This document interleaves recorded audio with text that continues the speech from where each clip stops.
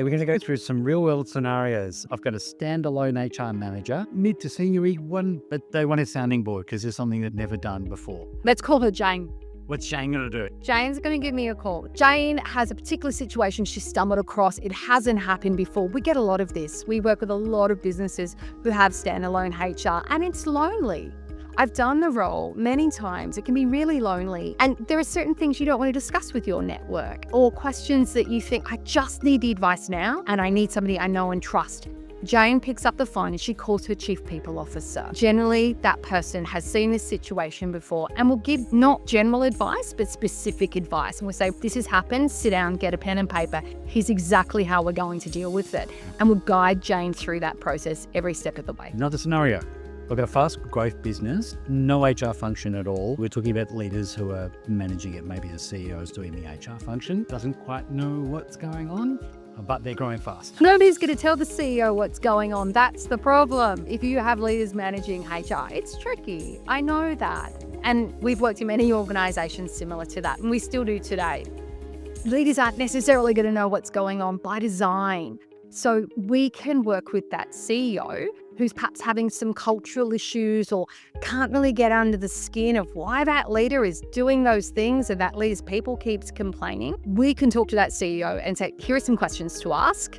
Or if we can talk to that leader in certain instances as well and understand what's happening and guide you through that process. Again, not everybody's going to trust leadership, but we can help you build that trust and act as a third party in many situations. So that's more coaching than compliance. As I said, our CPOs have decades of experience. So we sit on executive teams, we sit on boards. We're human though, we're not uptight HR people. And everything's confidential, there's no judgment. I'll coach you through whatever you need. Everything is completely confidential.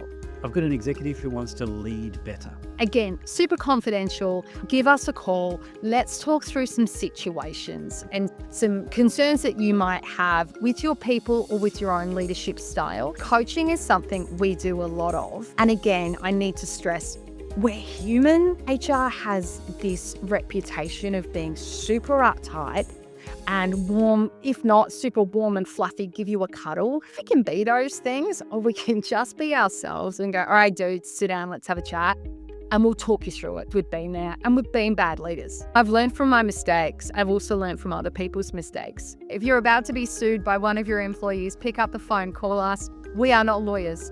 Okay, I need to stress that. While your advice is always specific, we are not a law firm. Most HR professionals are not employment lawyers. We do have some great employment lawyers that we work with though.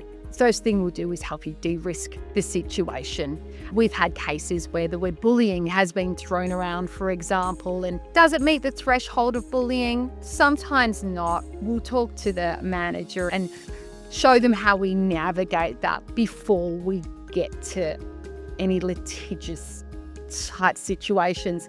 Pick up phone, call us, and we can direct you to an employment lawyer if required, but we'll do all we can to de-risk the situation.